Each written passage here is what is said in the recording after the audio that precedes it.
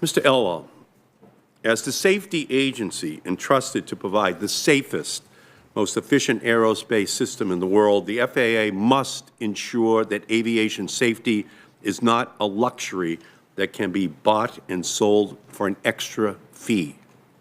But for Boeing, critical safety features that could have saved the lives of 346 souls on 2 of their 737 MAX 8s were yet another profit center, deemed optional, like premium seats or extra bathrooms or fancy lighting.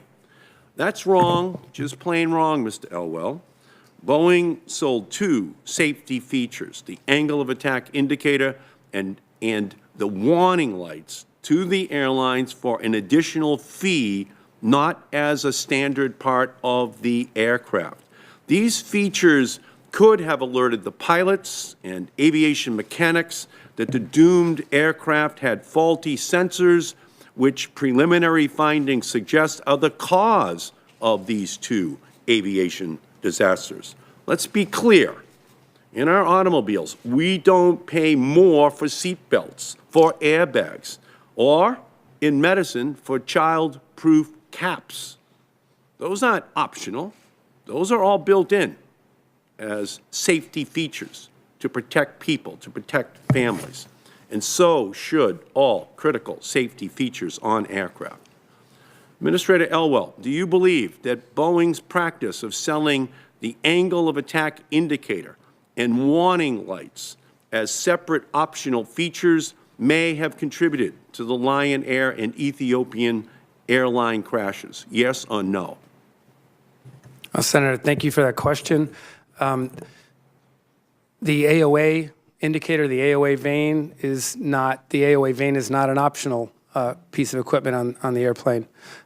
We look in the certification process that we've been using for decades, that we've refined over 130 times, is geared towards one thing: the safest possible aircraft. Should all of these safety features been mandatory that could have alerted pilots and mechanics to issues with the sensors? Should they have been mandatory? Yes or no? Senator, safety critical pieces of equipment on an aircraft are mandatory. That's what certification does. If it's safety critical. So you don't think that they should have been mandatory? Is that what you're saying? Is that what you just said? They should not have been mandatory? Sir, I'm saying that any safety yes or no? Should they have been mandatory? Yes or no?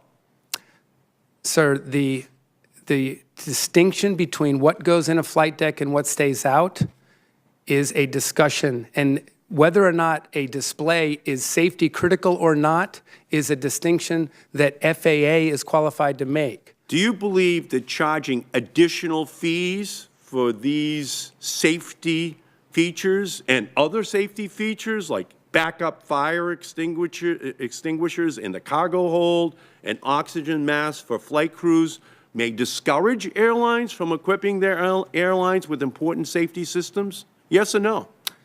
Well, Senator Markey, I find it hard to believe that a safety company like an airline would save a couple $1,000s on an option that might improve safety on a it may be hard for you to believe, but it's happening. Mm-hmm. And as a result, the safety agency has a responsibility to make sure that an airline doesn't place profit over people's safety. Do you agree with that?